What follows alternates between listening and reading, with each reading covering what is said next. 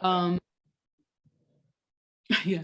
So the idea is that, we are going to use this kind of R&D process and the information and knowledge and resources kind of collected through this process to share it with the community of the village and those that are involved immediately within the kind of the planning and the design phase of this project.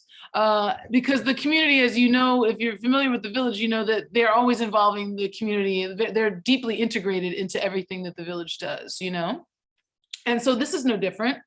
But like I said, before we kind of get started, I just wanted to, just kind of check in because I know that this is a crazy time and I can't even remember, just as a warm up, I'm trying to remember when the last time I saw you IRL. Like when did I see you in real life? I think it was when we did the tour of Taking Space. Oh, wow. I mean, could that have been? Or maybe the Emma Amos. Oh yeah. Right, with a tour for that, right? Yeah, seeing that Emma Amos show at PNA, yeah. Right, during the summertime, right? It was in August. Wow, was that long ago? Because it was during Black Star, wasn't it? No, I think it's more recent because that show is still up. So maybe it was fall. Isn't that funny? I feel it was, you know what? I feel it was summertime because did we get a preview? Who were we with? When I saw you, who were we with? Nicole organized there was like a small group tour. They did a reception. I feel like that was fall and not summer. Then maybe it's the second time I saw it because I do remember specifically that my friend Greg Tate, I don't know if you knew Greg Tate, who passed away recently. I didn't, and it's been an intense season of passing. It's so intense, So I remember that I was there with him during Black Star, and I'm pretty sure that was the show. But yeah, girl, that's what I'm saying. That's why it's like, just to get our bearings, like, when is the last time I saw you? Because I know we're on that text thread, but we, and it's a shame we didn't get to hang out, Omicron foiled our plans. No, wait, when was the Barnes ball? Maybe that was the last time. Oh God. Why are we like this? This is why we need more of a break, because we can't even piece together time. Together. That's where we're at. But anyway, so yeah, it's been a time, and I hope that you and yours are just staying, healthy and happy and safe. Were you able to dodge COVID? Have you had it yet? Yeah, I had it last month for the second time. I'm like, this pandemic, yeah, it has been rough. Do you know, did you get the symptoms like with the taste and smell and losing that and everything? I did the first time. The second time, I got the really bad cough, which was the thing. Yeah, and that's what ended. You were vaxxed, right? And boosted? Yep, which is, it could have been worse. Oh my God, that is so scary. The fact that, because I'm boosted too. And I mean, we're all like, I just feel like we're all sitting ducks, just waiting for this thing. But anyway, I hope you have plenty of antibodies by now, my dear. I'm hoping that that's the case with you. Yeah. And it was the symptoms were mild, I will say that. And so that has me like, well, that's the value of the vaccine, because when I got COVID the first time, it was before vaccines were out and it was not mild. So really, yeah, I will take post-vaccine, like, COVID world over pre-vaccines any day. Okay, well, see, no, it's good to hear that firsthand from someone who's been through it. Is good to hear. Well, I'm so glad that these things are behind you right now and that yes, we're moving forward. You know what I mean? One thing before I forget that I also wanted to note before we move on is that this project is still in, it's in its early phases, but, as a part of, like, as people propose projects and we come up with titles. So this idea of art space as emergent response, the Futures Gallery, this idea of gallery is a working term. I wanted to be clear about that, we are calling it a gallery. Yes, it will be an art space, but this idea of what this space will serve as for the community is much more expansive than what we think of as a gallery, And so when you're thinking about your responses, I wanted you to keep that in mind because, we're not beholden to any kind of container, that might limit us in thinking about what an art space for the future set in, the heart of North Philly at the Villages of Arts and Humanities campus, what it could be. We want to be open to all possibilities, and we don't want, to let that term or that word constrain us in any way. But yeah, so I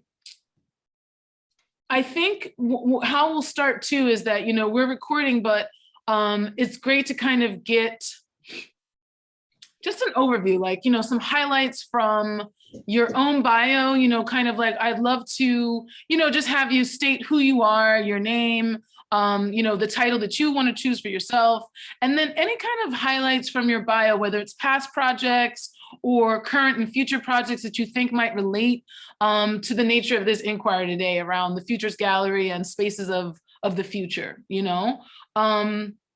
So to start here, I'm going to put my questions.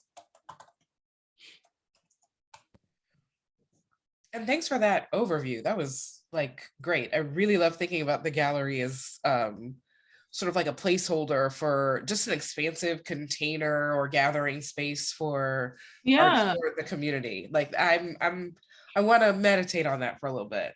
No, exactly. And like for me too, like, because I think of my dream, I have this kind of fledgling project that I'm still working, we all have like projects, dreams, that have yet to come to fruition. But one of mine is this project called the Nomad Museum, and it's Nomad with the K, this idea of, like a myth and media museum that kind of focuses on my practice, but also connects to other artists' practice that, relate to what I'm doing. And this idea of the museum, right, just as a term, could mean also so many things, So when I think of even this space, even though, we think of museums like we talked about the PMA or like, like the Met or whatnot, like these kind of grandiose institutions that have so much history, that are larger than life, millions, billions of dollars to, I don't even know money, but I would imagine we might be in the billions when it comes to what has gone into these institutions, right? And so when you think about the village, it's on a different scale, but still I think the purpose and the services offered might be more similar to a museum, even when you think about that. When you think about education, when you think about a space to gather, to host programming and, different avenues and access points for learning, that's not, when I think about a gallery, I think of like really the art market and like buying and selling of art, yes, the presentation of it, but the gallery for me, that's why I just kind of wanted to like share that kind of caveat that this is really just a working term and we want to be expansive when we think about what this futures space could be for the village. Totally. So yeah, so, and again, we can take our time through this. And if at any point, Brittany, that you're not feeling well, because I know like migraines can be like no fun at all. Like, we can take a break or even take a pause and you say, hey, Lee, we're gonna have to reconvene later. I totally understand, just so you know. Thank you. I appreciate it. Yeah. So yeah, so let's just run down like the bio stuff to kind of get us started around your name and even like where you're from and where you are now, because again, we're going to be tapping into folks that are from Philly or maybe not necessarily residents born and raised, but migrated here from wherever to pursue whatever. So we could start there and then I'll feed you the rest of the questions. Yeah. So I am BrittanyWebb. I am originally from Southern California. I feel like being a Southern Californian is like still deep in me, even though I've been in Philly over a decade. I am an anthropologist by training. I am a curator by profession. I'm an arts thinker and a deeply fundamentally curious person just in the world. I am a Temple alum. I got my PhD from Temple. I am currently the curator of 20th century art and the John Roden collection at the Pennsylvania Academy of the Fine Arts, which is the oldest museum and art school in the country. That is a very specific kind of arts institution. Before that, I worked in curatorial at the African American Museum in Philadelphia, which is a different kind of museum. I sort of wondering like what else about my bio is helpful here. I guess I think of like what makes art and anthropology fit together in my head, as I'm really interested in histories, both like the things that have happened before our time and also how we think and talk about them. It anchors my sense of like where I think I am in the present all the time and what kinds of futures I think are possible. But I'm also I'm a kind of cultural thinker that like culture and history are very interesting to me. Political economy is very interesting to me. My sort of vision for a more just world tends to be about wanting more things to be a little bit of a free for all. So I'm sort of at a space where I'm like, I actually like, I would love for there to be a future where how we think about art worlds are just like a little less coherent and a little more diffuse and a little more expansive and make room for just different kinds of things that don't even exist right now. Oh, I love that, because that's what we're talking about. We're talking about trying to imagine what doesn't exist right now, you know? And then sometimes it's a very hard thing for folks to do, especially when we're so kind of immersed in the now and being like inundated with the challenges of our moment, you know what I mean? It's hard to see beyond that. So I'm so glad that you're already thinking in these ways. And then also, I gotta admit, Brittany, I did not realize that anthropology was your foundation, which is even more fascinating. And I think applicable to this conversation, because like you said, it's like, you know, when I think of the evolution of culture and humanity, time and space and all that, anthropology is really, you know, seated strongly in that kind of investigation, right? And Yeah. so, yeah, you have a very unique perspective, I think, for sure, and that's exciting. And so another question would be how you came to the art world. Like, what was it that, you know, what was it that brought you here and you decided that like this is kind of the path that you wanted to pursue? Yeah, so you know, serendipity. I am not you know, I'm somebody who grew up, was raised by parents who had certainly art in our house, not necessarily in like the fine art sense. So, you know, we weren't necessarily museum people, but museums were always kind of around. So my background is in political science. I got my BA in poli-sci. I went to grad school for anthro, and while I was in grad school, I started this fellowship at the African American Museum that was really designed to get people who were studying fields that didn't necessarily feed into museums, like to get them thinking about museums as public venues and public spaces. And I think that what was super useful about that to me was I am somewhat of a natural researcher. So I always thought, you know, I wanted to finish this degree and become a professor and do research and do books. And I think working in museums, there was something really seductive about like objects. Like there's something about the aura of like the art object or the artifact that just, I don't know. It like, it Yeah, did, it's seductive. It is. It is, because it's one thing to, you know, you read about things, like you have a sense of history, but somebody like brings you like a tangible material effect of that history, and it just, your whole sense of whatever that narrative is just becomes a whole different thing. Yeah. And so I would say I was definitely pulled into that. I think the turnaround time from like when you start doing research or thinking about an idea to when it goes live and the public gets to interact with it is shorter in museums, and that's really satisfying. Mm. You also, your feedback is so immediate. So there's a way that like academic research is really a slow burn. Woo. And you never know what people are doing with it. You don't know how people, you know, you're not in classrooms when people are reading whatever you wrote, or you How don't about know what, that? what it's doing in the world. Like it takes longer to find that out. In museums, and especially in Black museums, I feel like the public is immediately responsive. Like there's something about the kind of art spaces that are not you know, a Metropolitan Museum of Art type space where you get that feedback immediately, and it's really, there's a kind of shared authority. People will tell you when they think you're getting it wrong. Black elders will definitely tell you when they think that you have gotten something wrong. I know that's right.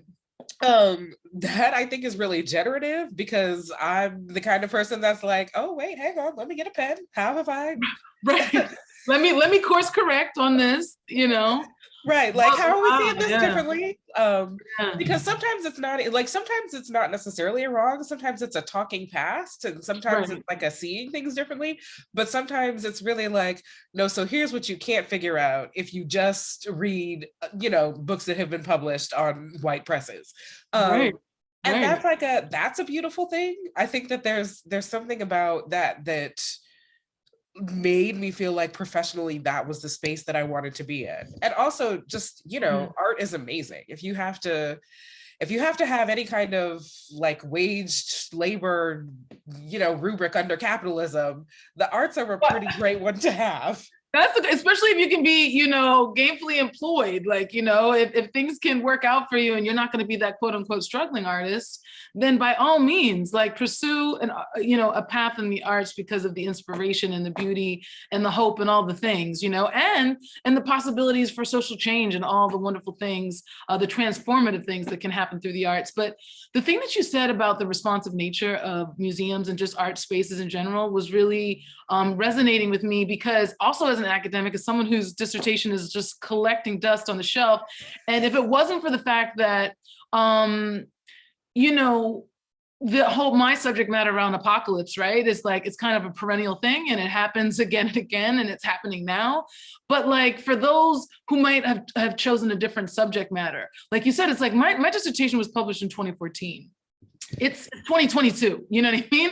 And like you said, it's like the wait time, the incubation period for research. And then by the time it sees the light of day, like you're like, oh my God, my dissertation, that's old news, you know what I mean?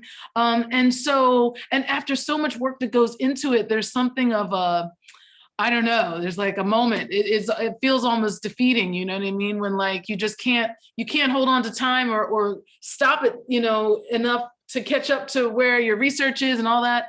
But anyway, this idea of the museum or the art space as a responsive space, I love that, because you're right, it's immediate gratification, you know what I mean? It's definitely this idea that you can also get the feedback from audiences and visitors as it's happening, you know, in real time.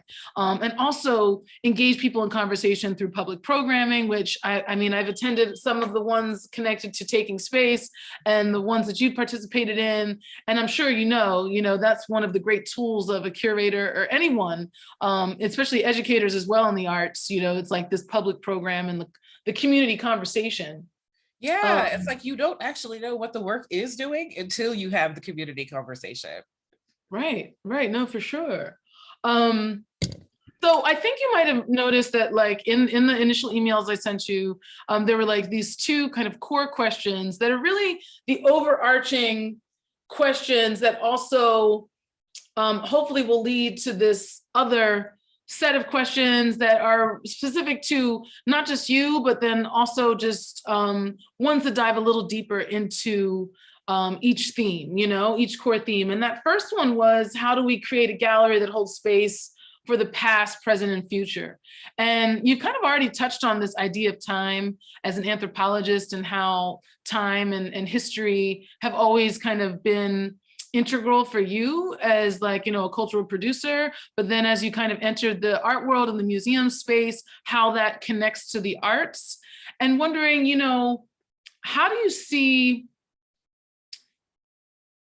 also too the fact that you worked at African American Museum as I did at AMP, right? Yeah. And the idea of time and history and how a space like that deals with history, you know what I mean? And also the challenges of that, because as an educator who worked there at that space, and the idea of like, remember Audacious Freedom, which I think is still, I mean, it's a permanent installation there. Yeah.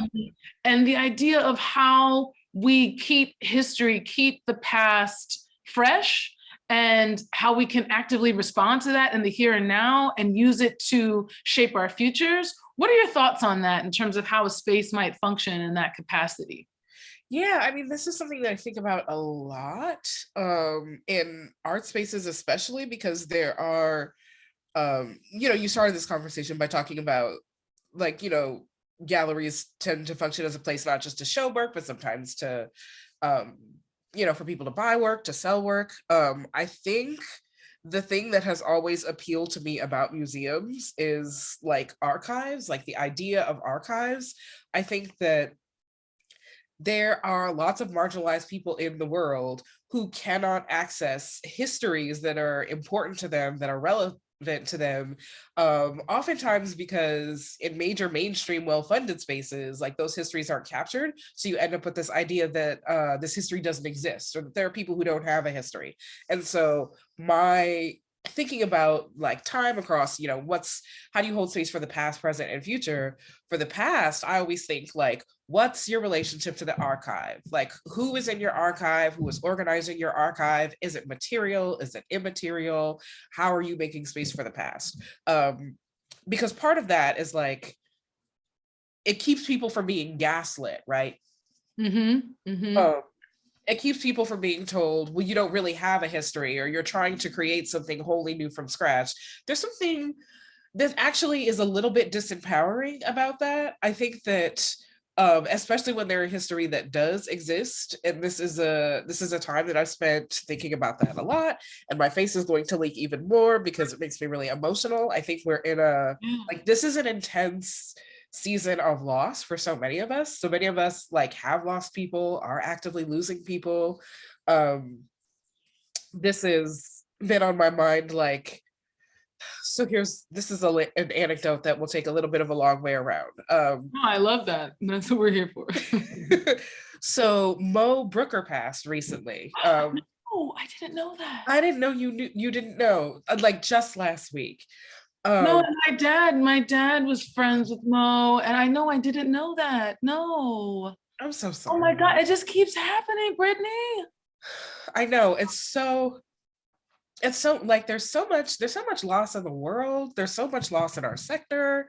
And the thing I keep thinking of is like, one of the first things that happened when I was like a fellow at AMP was somebody made sure that the fellows that came in sat down with Mo and Cheryl McClenny Brooker when she was alive. And just like listening to them talk about the importance of the work that Cheryl had done in the arts sector, and how she was thinking about institutions in the past, and the sort of responsibility for young Black arts administrators. It was like, I remember having this feeling of like, why have I never heard of you? How come we don't, like, where am I supposed to find all of this knowledge? Like, how was I, like, people actually need this. And this is, I've been feeling this a lot lately, as so many of our, like, I felt the same way when, when Greg Tate passed, or when somebody like David Driscoll passes, and you're sort of like, these are giants in the field. And Bell Hooks, I mean, it just kept happening. Yeah. And I'm sort of like, are we archiving them right? Are we capturing all of the wisdom correctly? Like, are we doing the work that we need to do so that we aren't out here recreating the wheel over and over and over again, because we're not accessing all of the great work that has already been done for us, the foundations that have already been laid for us, so that we can dream a future that's not just like a stifled imagining of what is possible because we don't know what people have already been dreaming before us. I mean, that's something that this is you are somebody who studies apocalypse, and I keep thinking about Octavia Butler and Parable of the Sower, and the idea of like the sort of point in that story that's about like the knowledge gathering. And so that's when I think about, you know, how do you make space for a future, um, the first thing that my mind goes to is, well, what are you like, how are you making space for your archive? Like Yeah, what how you kind archiving the past, right? And making space for that. Wow, wow, Brittany, it's so powerful what you're saying, because you know this is only my second interview, but this was a big point in the first interview. I interviewed one of my former students, Logan Cryer, and they went to more. Yeah, they have a show up now at Vox, but they've done a lot of different projects. But this idea of you know archiving can be done in so many different ways, but it is essential because we really, like you said, like things don't exist if we don't write it down, record it, whatever we're going to do, however we're going to do it, create it, draw it, whatever it is. And Logan brought up the reference to was it the Watchmen that did the thing with Tuskegee, like, yes, the oh digital my thing, God. the immersive thing, how you could look up your ancestry or look up a moment in time, and wondering, like, how do you feel about the digital archive? Like, because for me, I have a little bit of a resistance towards technology, and my future, particularly when I'm thinking about it through the lens of Afrofuturism and apocalypse, and the world of, say, an Octavia Butler, right? The idea of our dependency on, say, the internet and all this digital technology will really come back to bite us in the ass, because a lot of these things may collapse. With the collapse of society, so will fall the internet and the interwebs and all these things that we rely on so much. And then there go our digital archives, right? And so then how can we ensure that we're still recording things? Because when it comes to like that mythic tradition, of course, oral history is so important, but like nowadays with our brains, we can barely remember our mother's phone number. You know what I mean? And so the idea of oral history for some of us is kind of ambitious, to think of like how we can kind of train ourselves to contain that knowledge within us, without using certain tools. So are there any tools that come to mind for you when you think of a museum or a gallery space or an archive of the future? What will be the containers for that? So I think I don't have quite the same relationship to like the digital and the technology. Like my concern is less about like the collapse of digital archives and more about like the gatekeeping. So there's a way that like I feel this every time I don't have access to JSTOR. Like there's a way that I know, I'm like, look, JSTOR is, I'm like, it's a maze. I don't mess with it. I don't even mess with JSTOR. No, whenever I'm trying to write something, if I don't have JSTOR access, I'm like, how am I supposed to do anything if I can't have access to all these journals? And then I'm reminded all the time, like, there are paywalls that are like literally keeping a whole bunch of people from accessing so much incredible writing that has been published about the work. So like, that's how I think even your own dissertation online. You know what I mean? Right. I was trying to look up my own dissertation online because someone like, all I have is like my hard copies, and then I was just like, oh yeah, the JSTOR, I didn't have my passwords, like all the things, it's crazy.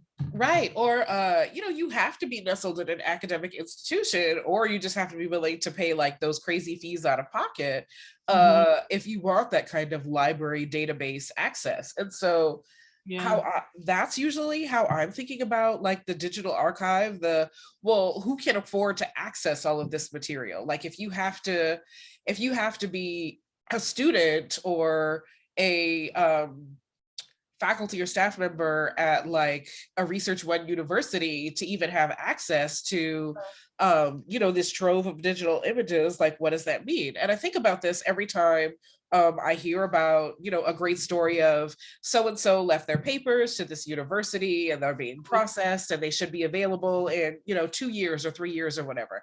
I always think that's amazing, but it always is a reminder, like you need the digital and the physical. Like, so I feel like I want, when I hear about an exhibition that happened however many years ago and I missed it, I always think, well, was there a catalog? Is there a book? Did somebody write about it? Where can I find the pictures of it?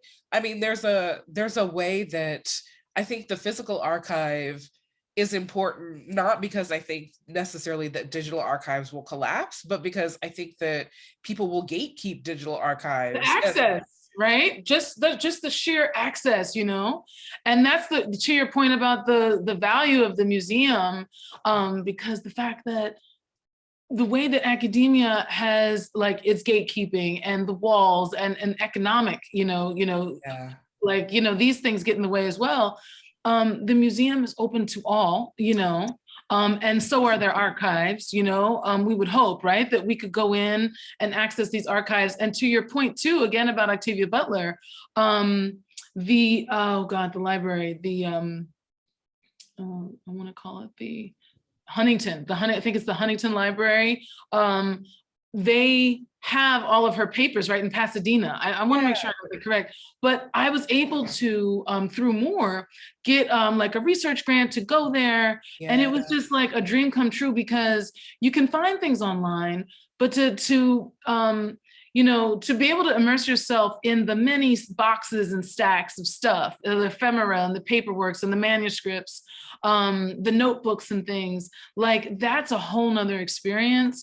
And I know so many are so grateful that these archives even exist, and also the fact that Octavia had a say in where her archives would go, you know what I mean? To have that kind of foresight as an artist, to know, hey, look, I want my things. I want my life's work to go in a safe place and a place of my choosing, because of the access, and it's so right, it's like a place that lets the public access them.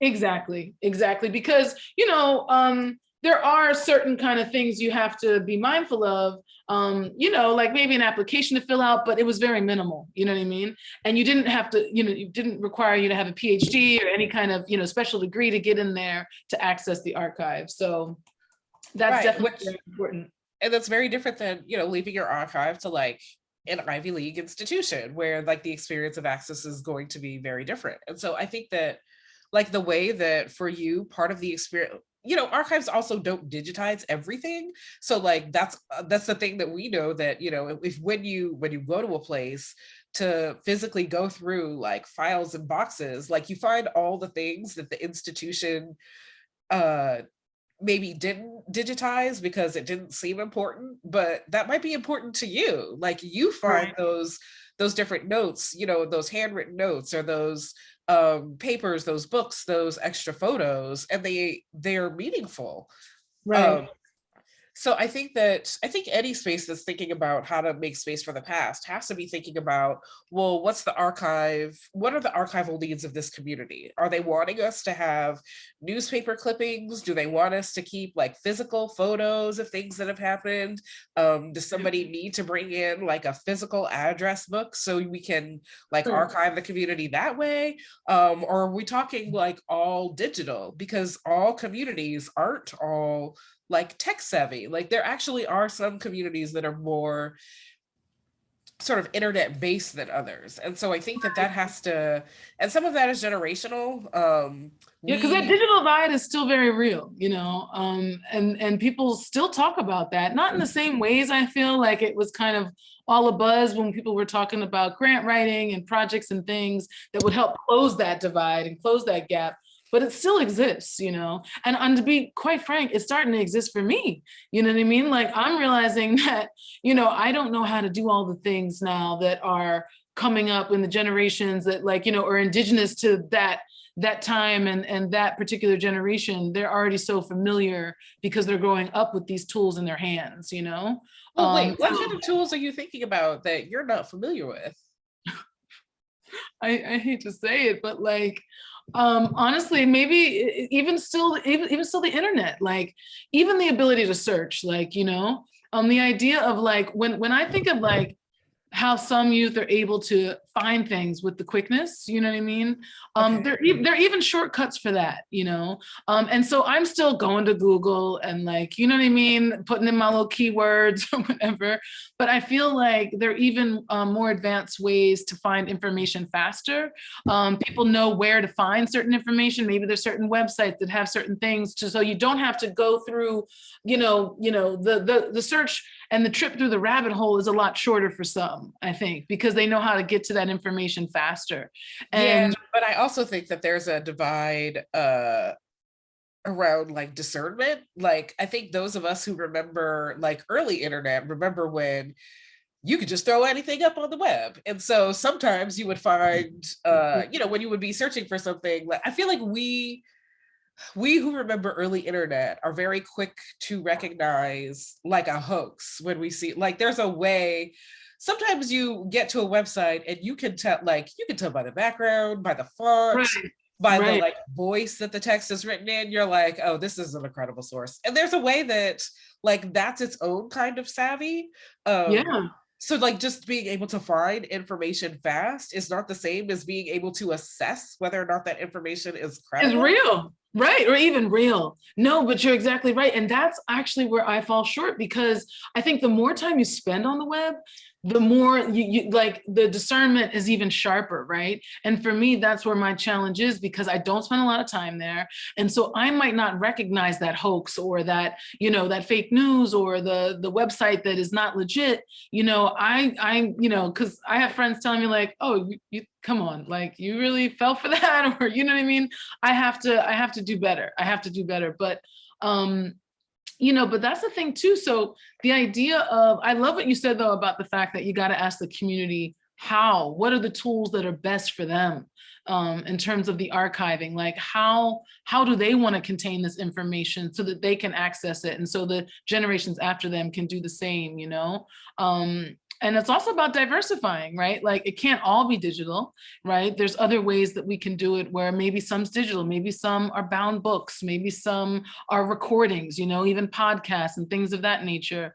But it's a large project. Archiving is a science all its own, right? It's like, it's something. And so even thinking about that, because, considering like the museum or the gallery staff of the future, thinking about how it's run on the inside, like how to make it work, how would you, are there any particular roles, or even like, speculative titles based on either what you see happening now in institutions and the essential roles that make the operation successful, and keep things up and running, versus what you might see in the future. Even if it was like a skeletal staff, like who would be the main folks or the jobs you think would be essential for, to successfully run a space of the future? Yeah, I mean, I think, well, obviously you have to have like an archivist or a community historian or somebody who is the keeper of past knowledge. Like somebody Right. whose responsibility sort of professionally is like making sure you are capturing data that is happening now and figuring out how to make it accessible after now has passed.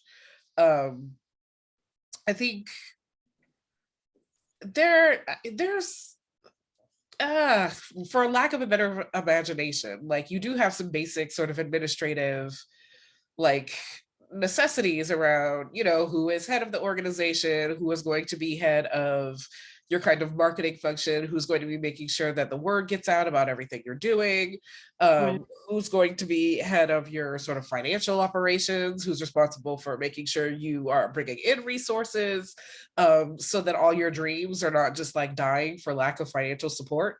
Right. Because that's real. I mean, there are organizations all over the country that are like dreaming incredible futures all day, every day, that they can't figure out how to like financially make real. And that's the hard part too, the finances, even thinking about like how an institution, a gallery, a community-led art space can be self-sustaining, without having to rely and depend so heavily on outside funding, That's a Yeah, challenge too. and deciding what that outside funding looks like is that, are people paying for like fee for service every time they show up, or is this for lack of a better organization, is this a, you know, a grant or from you know, a government grant or a foundation grant or some sort of like large pot of money over here, like supports all of this work so that once it exists in the world, people in the community can access it without having to think about coming up with the finances to support it. Right. I think you're like, you want like educators, I think you want um uh programmers of various types, like maybe a curator but not necessarily, like maybe somebody who focuses on like what a live, you know, you're sort of like programming that is ephemeral, that's time-based, like Right. performance or film. I always love spaces that have like theater spaces where you can show media in a really great environment. Like I love a black box theater. Right. I love a black box, like I wish every organization had a black box theater.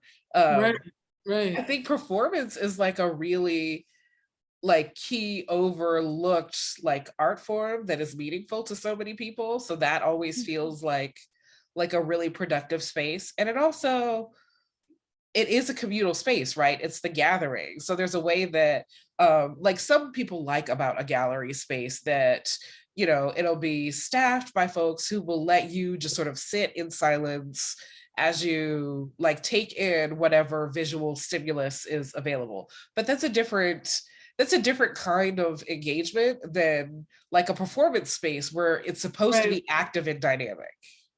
Right. And to that point though, the idea that there's so many different modes of engagement, that I think this Futures Gallery, this space at the Village is going to make space for, you know, and the idea that you talked about performance, you talked about visual art, you know, and there are also these aspects of technology, new media art obviously is going to be a thing of the future. But then also too, you know, we talked about it earlier, this idea of like holding space for loss and grief, you know, and coming together to mourn collectively, which is something that this pandemic time has taken away from so many of us. But that was something that came up with the Village when I had like an initial focus group with the immediate staff and like Oh, the core wow. community of the Village. Because again, like, you know, this space is for the community, you know, and the idea that, you know, this was something important to them, that was voiced. And I think, you know, as we're saying, like, this is something that we're always going to be dealing with, you know, and sometimes, you know, when it happens in such a wave, like, you know, like as it's happening now, we really need to take action to prioritize healing, you know, and wondering like, how would you imagine, and again, you can take some time to think about this one, but the idea of trying to make space for that type of engagement, of engaging around our loss and our grief and support and healing, in the same space under the same roof, that will also be engaging in the presentation of visual art or performance and all these things. Like, you know, how might you imagine that happening? Or is that possible in your eyes? I wonder, I have been thinking about this for a lot of the pandemic. Like, what if more of these spaces had like various kinds of therapists? Like, what if Mm. every museum and every art space has like an arts therapist? Because there's a way that I, we sort of like sometimes set up the arts to like do healing work or do what we imagine to be healing work.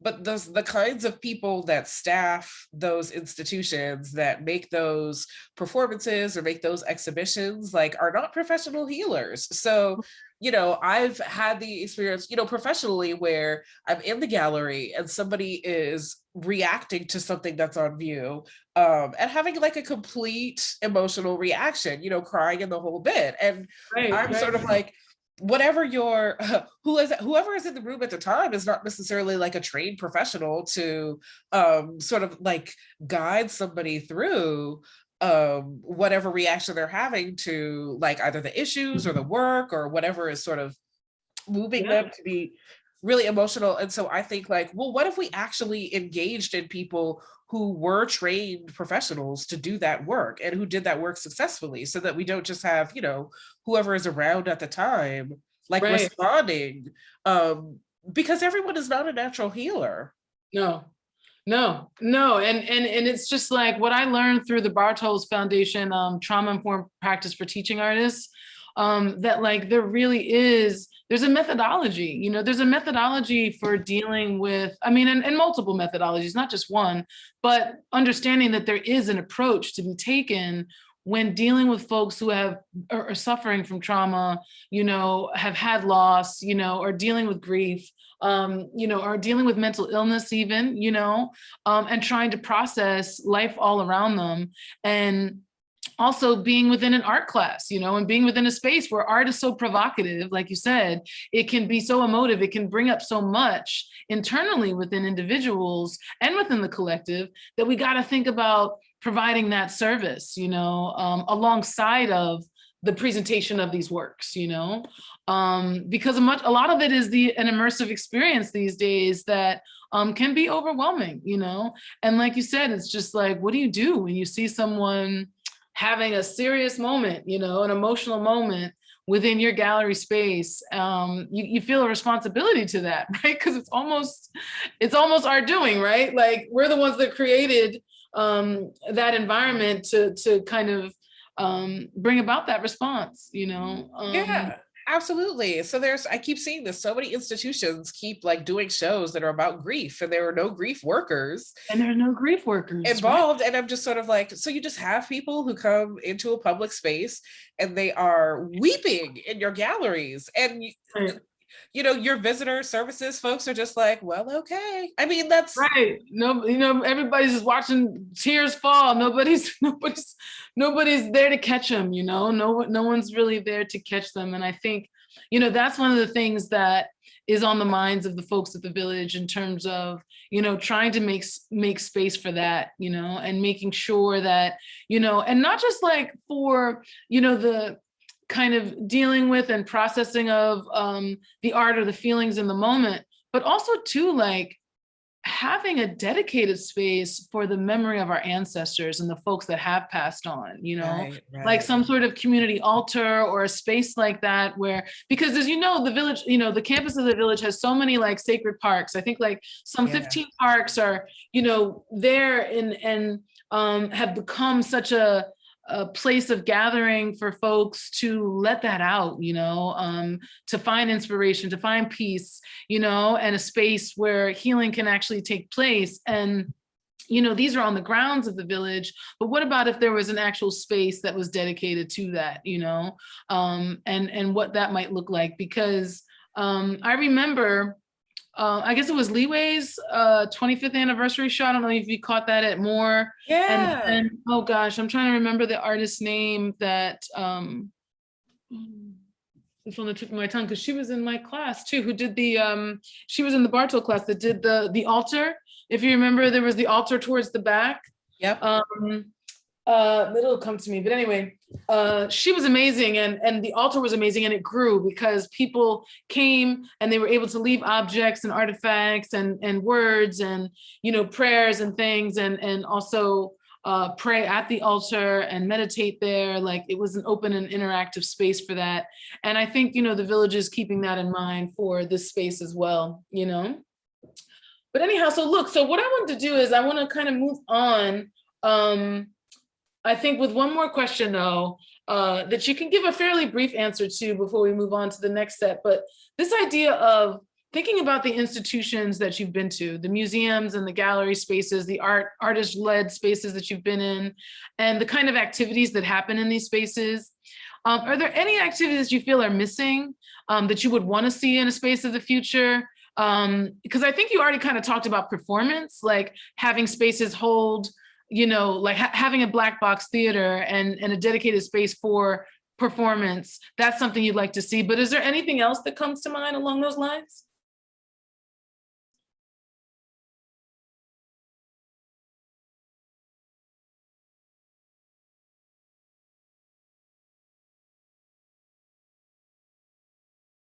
Oh, I thought you froze for a second. I was like, did I lose her? No, I think I really love I really love an outdoor sculpture garden. That's like a thing that I have come to appreciate, especially during the pandemic. But I think that a lot of spaces are going to have to get creative with how they use their outdoor areas. Right. But I also think that that's a good thing. Yeah. Um, And it's funny you say this because I don't know if I mentioned that that is a part of the design for this space. It is going to be an indoor-outdoor space. Did you get a chance to see Staying Power when it came, the Monument Lab collabo with the Village? Not in person, but in pictures, which was like amazing. And so I will say I would love, I know you said at the top of this that you're engaging with urban planners. It would be interesting to see an outdoor space that actually engaged with nature, that like dealt with the local ecology in some way in its design, because I think that there's something really unique about spaces that do that well. Mm-hmm. And I Mm-hmm. think that for so many marginalized folks, for so many people of color, the relationship to nature and like natural elements, either whether that's local waterways or local plantways, community gardens, like that work is really powerful. I think that there are so many folkways that are rooted in connections to land that are really transformative when people are able to access that knowledge. Right. And it's not always easy to access. Right. Right. No, you're right. And in my experience briefly, with projects that deal with art and ecology, like I was working with the Schuylkill Center and the project that there's just so many projects, Bartram's Garden, like there's so many that are like starting to incorporate the arts and ecology and thinking of ways that they can also raise awareness of like all those things you mentioned, like the watershed, like, the idea of how, what plants and wildlife are indigenous to this region, and getting us, reconnected to nature in different ways, particularly now during the pandemic, which, is, it may eventually come to an end, but then there could be something else that puts us in a similar situation where we have to really reconsider our environment and our ecosystem, because climate change, aside from the pandemic, we're dealing with right now the West Coast is bracing for possible tsunamis because of volcanoes erupting and whatnot. It's just like it's just constant, It's crazy, yes.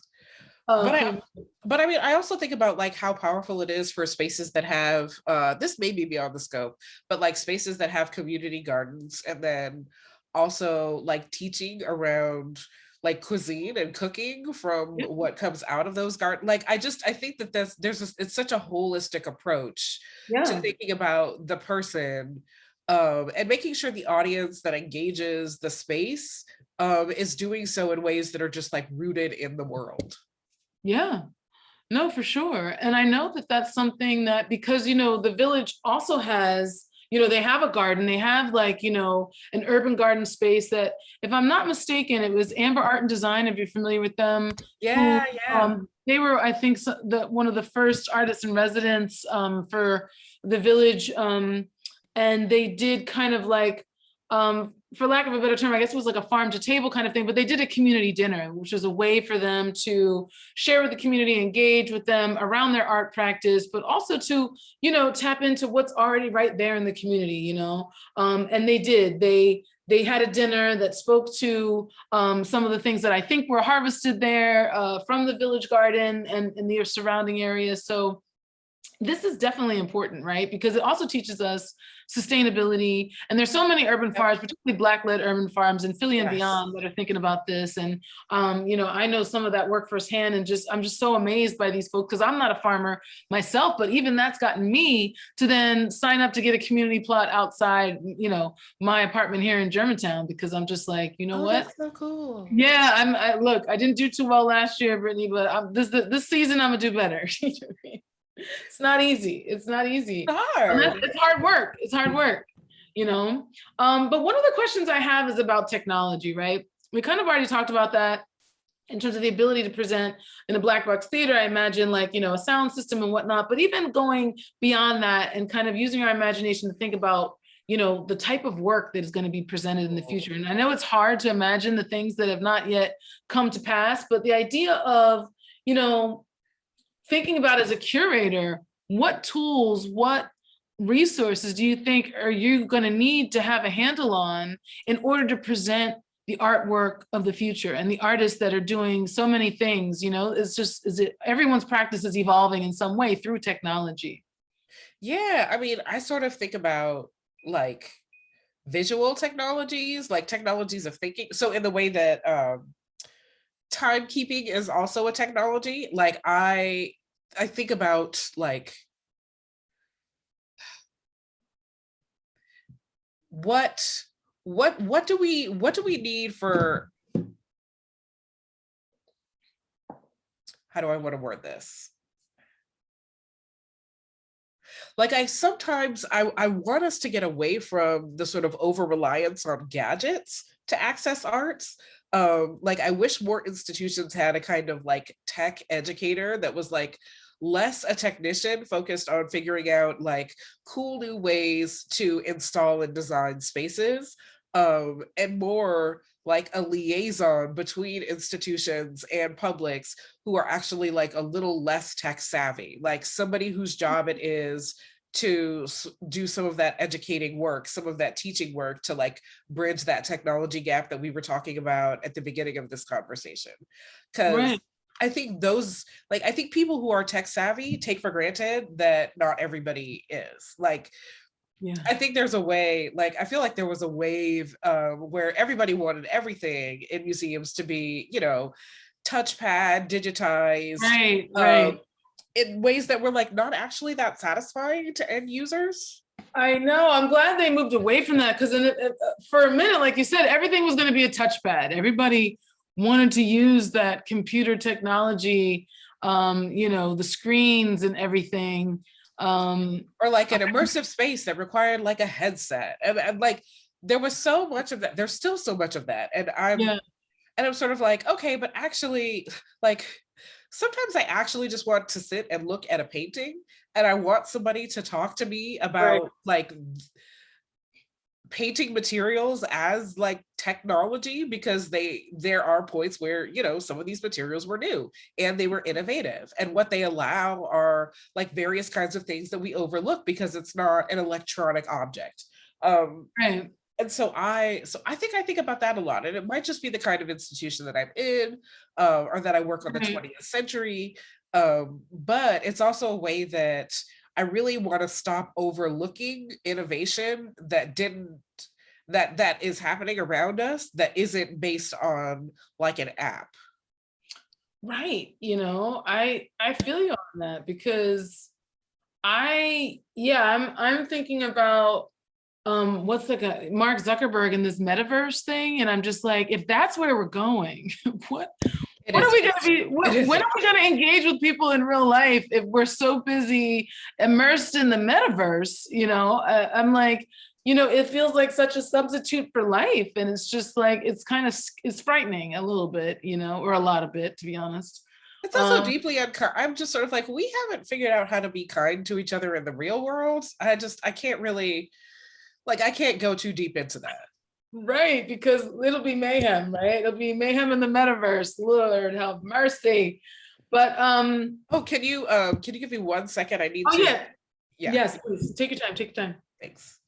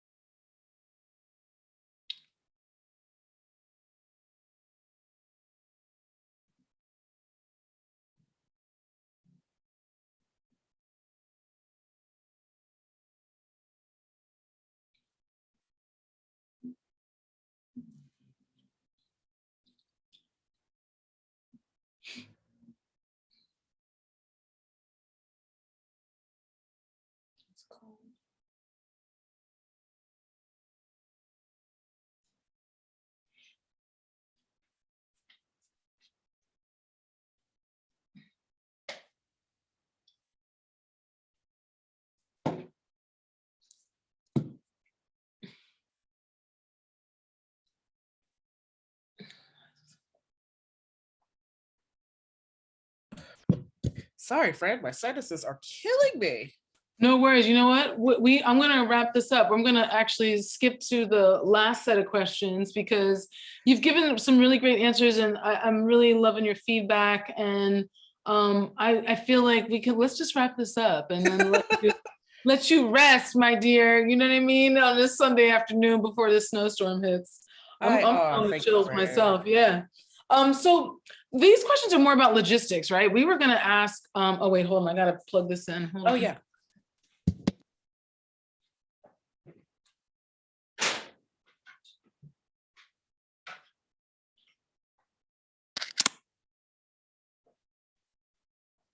Okay, so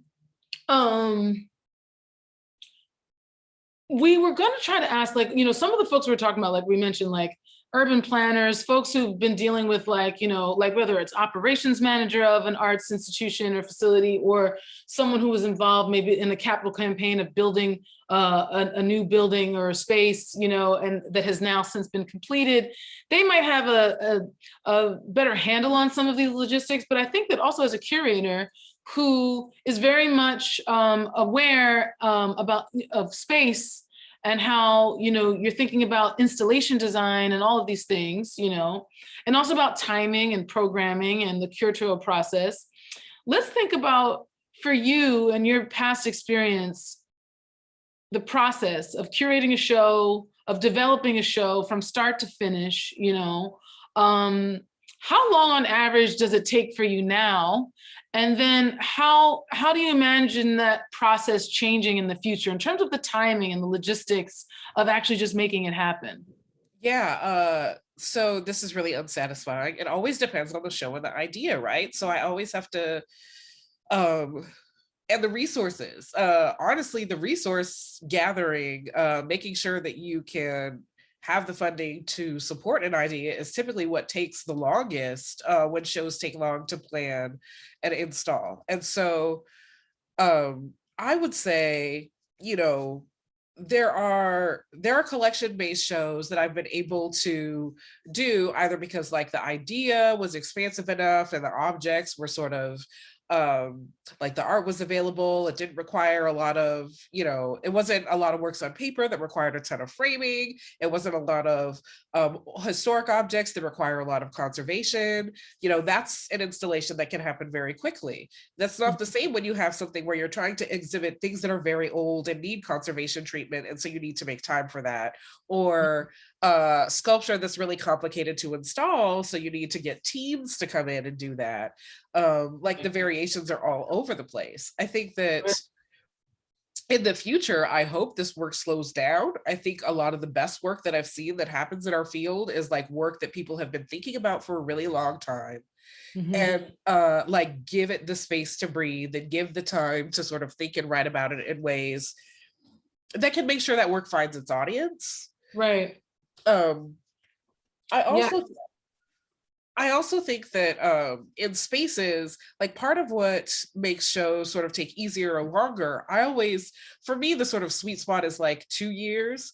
I like 2 years to think about like a hefty topic, to figure out how do I get all the right people together? How do we get their schedules to align? How do we get all of the work, if there's work in other places, like how do we get permissions to use it, to ship it?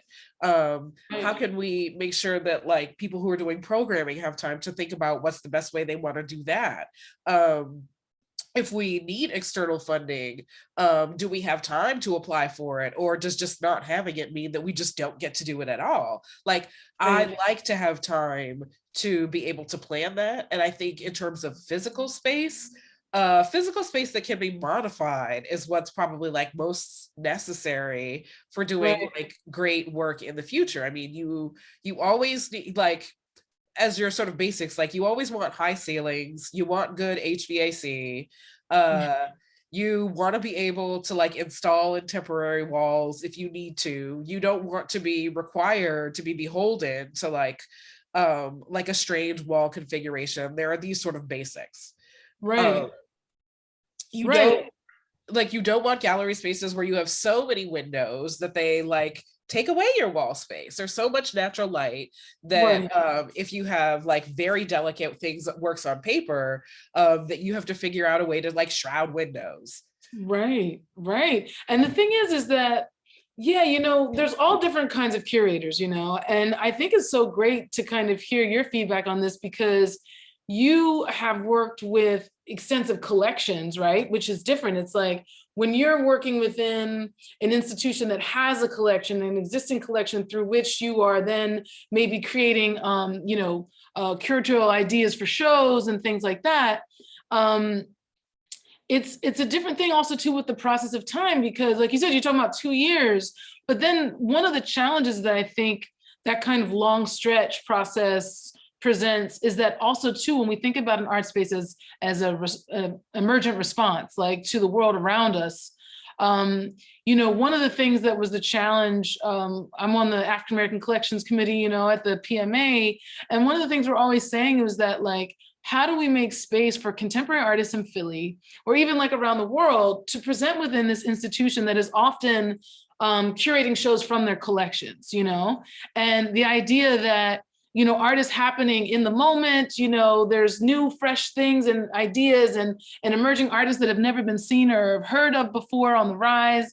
Like, how do you imagine we do what you're talking about, but also make space for the responsive kind of show or exhibition?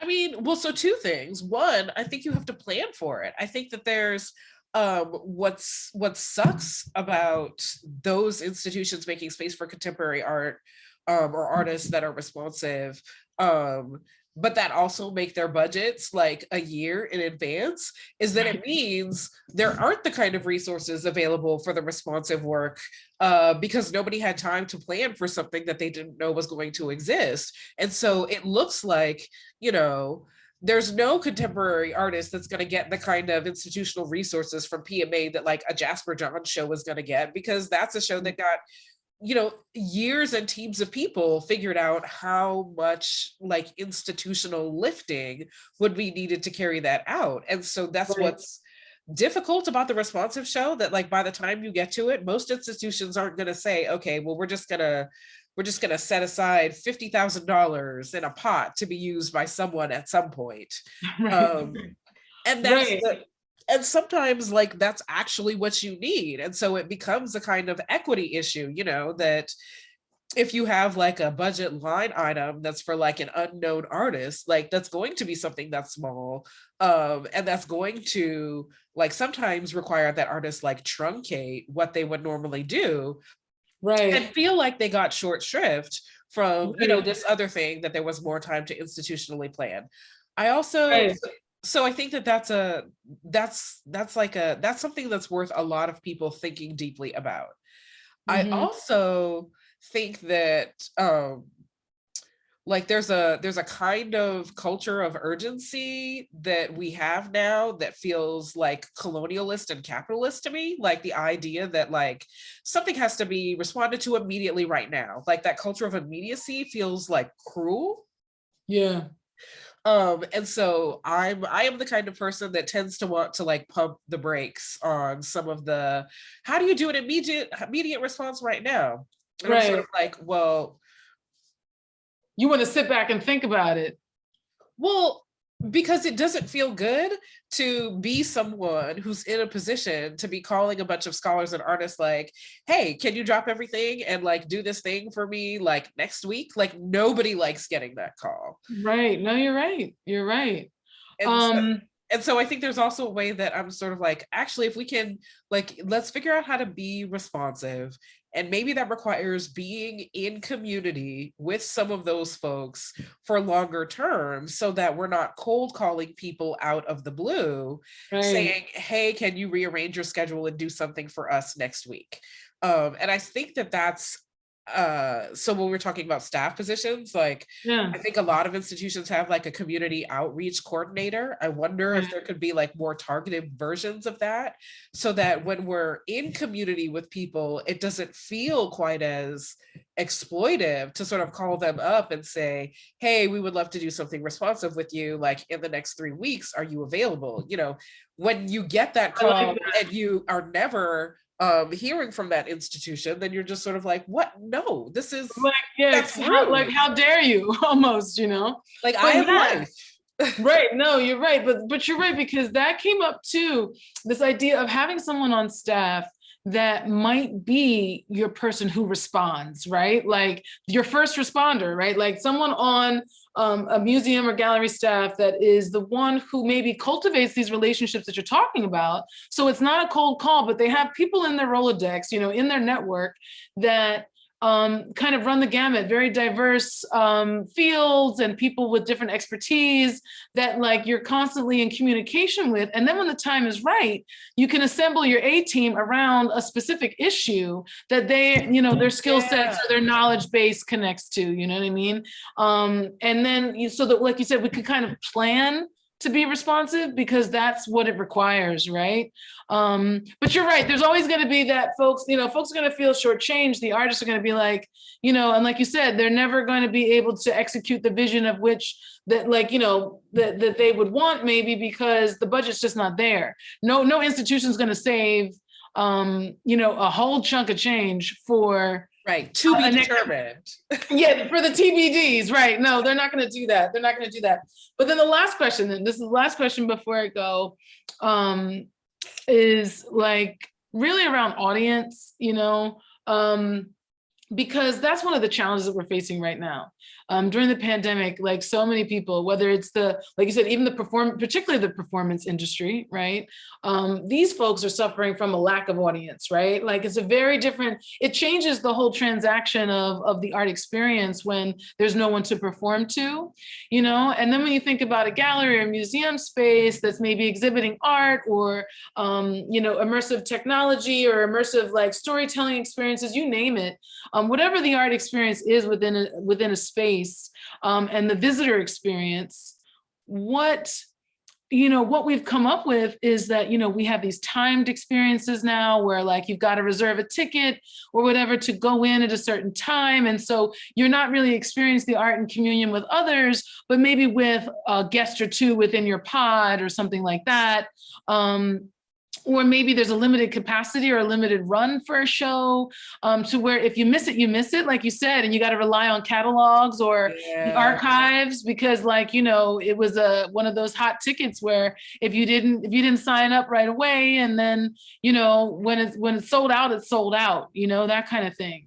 So wondering, like, you know, how have you feel like your work, or, you know, because I know you went through that with Taking Space too, just the delays, you know, and having a show even come to fruition and be opened to the public, you know what I mean? And then once it is, how you navigate around how you can make the most impact with the audiences, if there's a limited capacity for folks to see it, you know, and a limited accessibility. So what are your thoughts on that? Yeah, I mean, well, with exhibitions are a little easier because you can take photos, you can take video, you can figure out how to engage with audiences, even if they can't physically come into the space, in digital ways that are also archivable. And so I will say I appreciated seeing so many institutions present exhibitions, get video footage of them, and put that footage on the web. Mhm. Like, so that was really helpful. I think with performance is so much harder. I almost like, that's what I struggle with, because there's nothing like seeing a performance in person. Right. And there's nothing for both the audience and the performer. Mhm. And I think that watching, like, over the course of this pandemic, like I did get a kind of fatigue around seeing videos of things that I normally would have gone to in person. So that's Right. that's a hard one. It is. I want to think about that for a while and maybe get back to you, because that's a hard one. And that's perfectly fine. And on that note too, one of the ones, like the wrap-up questions I had, which is pretty much off the record. This is not something that would be, even though we're recording it now, it wouldn't be shared publicly. But the idea of the network and thinking of folks that might come to mind for you that, we might reach out into, for the second round of interviews, anyone that you think might be able to contribute some insight around, the Futures Gallery and the space for the village, and how we might, gain from any other folks like yourself. Yeah. I mean, I think you got to talk to James Claiborne. I think he's like one of my favorite programmers. Right. Email sent to James, waiting on him. Yes. Yeah. Right. Love James. I really appreciate the expansive work I see Yolanda Wisher doing with Philadelphia Contemporary. Like, there's so much that's surprising there. I wonder if there's somebody who works with youth that can put you in conversation with like some of Philadelphia's like teenagers. I feel like whenever I'm at an arts institution and there are like a lot of teenagers present, I always want to be like, ooh, what attracted to you to this? Like, how did you get here? Who put this out to you? And like, I feel like that's an audience that Philadelphia arts institutions also often overlook. Yes, and if I'm not mistaken, I'm glad you brought that up, because I have been trying to tap into the younger generation through some of my former students, like you mentioned, and Alexis Assam is going to be, a part of this as well. I'll be interviewing her tomorrow. But then also too, I think if you're familiar with the Creative Resilience Collective, they have a youth organization. They're run out of Slot in West Philly. And they have a teen group. So as you bring that to mind, I'm thinking about that. Collective, the CRY Youth, they're called, Creative Resilience Youth. That's a great one. Yeah, because they're the ones that are the future. These teens, you know what I mean? Let's see what they're talking about. Because, seriously. Yeah, no, that makes sense. And then this last one is just a one-word answer. If you can rack your brain and thinking about, I'm thinking about Afrofuturism and science fiction and world building, and the idea of the future worlds that are presented to us through, whether it's literature, the worlds of literature, like we're talking about Octavia Butler's world of Parallel of the Sower, or, even like, some of these sci-fi films, Blade Runner, any of them that come to mind. Are there any worlds that you're thinking of or have seen in these stories that you think are close to what the world of the future may look like? Because there's so many possibilities. There's so many ways to slice it, and wondering if there's any world that you like. What are Brittany's personal thoughts? And how do they align with any worlds that we may have seen in the imaginary fictional world of sci-fi? Girl, I'm worried it's gonna be like I Am Legend. Look, we're already there with this virus. You know what I mean? This is my fear. I haven't yet seen a utopia. If I see like a decent futuristic utopia, I will let you know. But I think because of the way media gets made in this country, like, there are not too many images of that. No, and when there are no Black women. No, we don't seem to make it. That's why we're trying to write these stories, and make sure that we write ourselves in. But the idea of, me too. Like my world is definitely one where climate change has taken hold. So I do have concerns about that. And, that's why we're thinking about what, like you said, the indoor, outdoor, like, what, because even with the pandemic, right? The fact that maybe a lot of things more things are going to have to happen outdoors if we can't safely gather indoors.